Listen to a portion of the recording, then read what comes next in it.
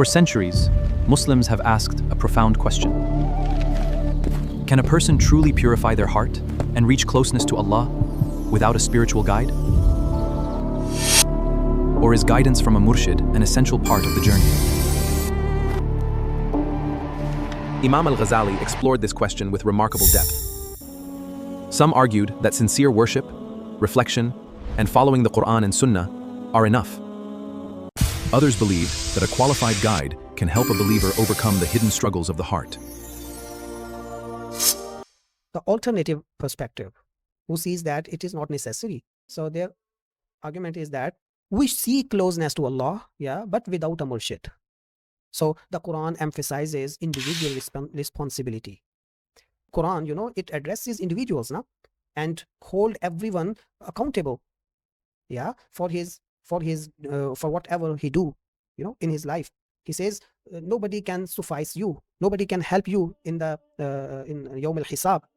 So when the accountability starts, you will be questioned. So Quran, emphasize individual, responsibility and sincerity and direct worship of Allah. So just perform the prayer, seek, learn the fara'id and the sunan and makruhat and everything, and then just directly worship Allah. Ask him, call upon him. Make dua. So personal effort. So here the core spiritual qualities, for example, what are the core spiritual qualities? Tawbah, inabat, ruju ilallah, sabr, tawakkul and shukr. These are the core qualities, spiritual qualities. Tawbah, sabr, tawakkul and shukr. And what is in this list which is hard for you? How cannot you repent on your own? How cannot you, show the restraint? How cannot you rely upon Allah in all matters? Tawakkul. And is it difficult for you to show gratitude to Allah, to shukr? So everything, these are the core spiritual qualities, and they can be developed through personal effort. And the study of the Quran and Sunnah and reflecting, all what happening around, just ponder upon it. If there is any incident, occurs, so just ponder upon it. See what are the, effects and what are the consequences.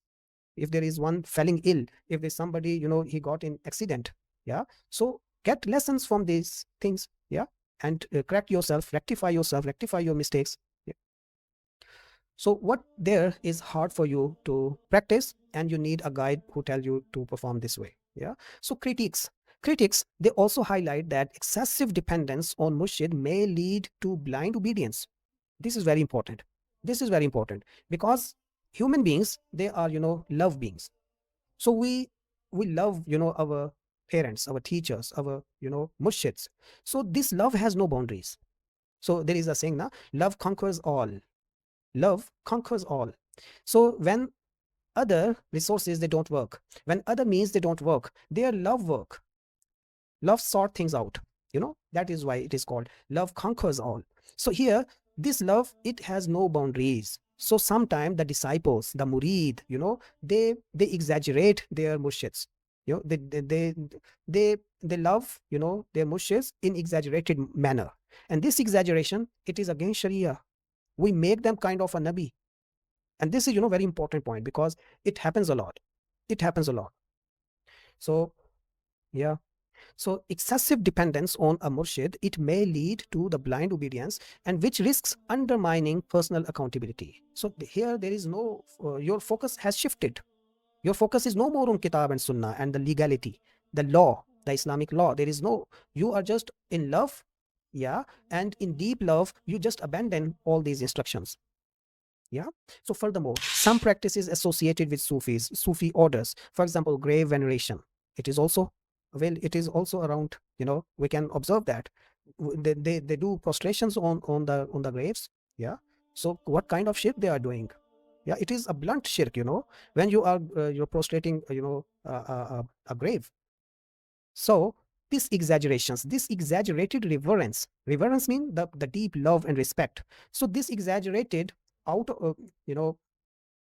blow the things out of proportion, actually. So for spiritual leaders, they they have been criticized as, un-Islamic. So we say that it is point blank un-Islamic things. We cannot accept this on the name of spirituality, on the name of, So from this viewpoint, the claim that murshids, are necessary may be seen as overstated.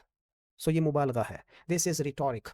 So there is no need for a murshid because it risks innovation, bid'ah. Yeah. And many scholars argue that following the prophetic sunnah directly is sufficient for spiritual closeness without formal initiation into a tariqah. Yeah. So, all these tariqas, they were not there in the first 1, 2, 3 centuries. They were, there is no mention of the silsila chishtiya, silsila, this and that. So it also indicates that there is no need for that. There is no a compressing need. Yeah. It is not something wajib. Okay. So now let's evaluate the two approaches and seek the balance thing. What is the balance? And just make the things fall into their place. Yeah. So there should not be such exaggerated veneration or reverence. It should not be there. So this alternative view is strong. Apparently this second view, it is strong in safeguarding tawheed and individual responsibility, because its aim is to safeguard tawheed, and tawheed is the pillar of our Islam. So especially in contexts where Sufi practices have been abused. So there is so much abuse in Sufi practices. Yeah. So however, it may underestimate the difficulty of sustained spiritual discipline. Yeah. It also underestimate. Yeah. Because we should think that this is also a structured framework. It has its limitations. It is also a kind of law. There are also rules and regulations. So whenever we ignore these rules and regulations, then innovations occurs. Yeah. Then bid'ah occurs. Then violation of kitab sunnah occurs. Right. So if we rely upon this second view, so there is a fraction, there is an element of underestimating the difficulty of spiritual discipline in the modern world. While a murshid is not divinely required, yeah, there is no divinely necessitation that murshid is fard, the bay'ah, the oath of allegiance, you have to make it. Bayat karna zaruri hai. It is not divinely there is no subscription for that. The structured support of a tariqah can help believers consistently apply Islamic ethics and remembrance, something many struggles to achieve alone. Yeah. Sometimes it is very hard for an individual to follow this path, to get to maintain the taqwa, to maintain the spirituality. Sometimes it becomes very hard. So a structured framework, it is important, and also a guide, a murshid, it is also it plays a vital role helping those individuals. But it doesn't mean that if there is individual who can maintain his taqwa through recitation, through prayer, on his own, that you call him bid'ati, right? We cannot call him that you are not adopting any tariqah or silsila, or there is no murshid for you, so you are you don't possess the spirituality. We cannot call that. It is also a kind of heresy. So in conclusion, just say that the murshid and tariqas, they are not strictly necessary for attaining closeness to Allah. Yeah. However, they can be highly beneficial. They can be beneficial, particularly in modern world, by offering structured spiritual discipline and ethical guidance. The most convincing position is therefore a balanced one. Murshid, and one line, murshid and tariqas are valuable aids to spiritual growth. Yeah. When firmly grounded in Sharia. They should be grounded and rooted in Sharia, but they should not be regarded as the only path to Allah. That is the the bottom line. Bottom line here is the Sufi tariqa should not be regarded as the only path to Allah. That is one of the paths. Got it? Okay. सब लोग जो होते हैं ना, उनकी psyche वो different होती है. इंसान है ना, तो सब इंसानों के मिजाज डिफरेंट होते हैं. कुछ लोगों का ट्रीटमेंट वो डिफरेंट तरीके से होता है. कुछ लोगों का ट्रीटमेंट जो होता है वो किसी चीज़ से इन्फ्लुएंस होते हैं ना, वो असर लेते हैं, वो डिफरेंट तरीके से लेते हैं.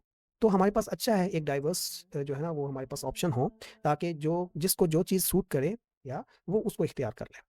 Yeah, rather than just rejecting anything, or any approach, point blank, it is good to provide, some flexibility, that where the human, their natures, उनकी तबीयत, उनकी मिजाज, वो उसके साथ जो है वो अलाइन होते हों, जिसके साथ वो अलाइन होते हों, उसको वहाँ कर. असल चीज़ तो वही है, हमारा ऑब्जेक्टिव एक होना चाहिए और शरिया कंप्लाइंट होना चाहिए.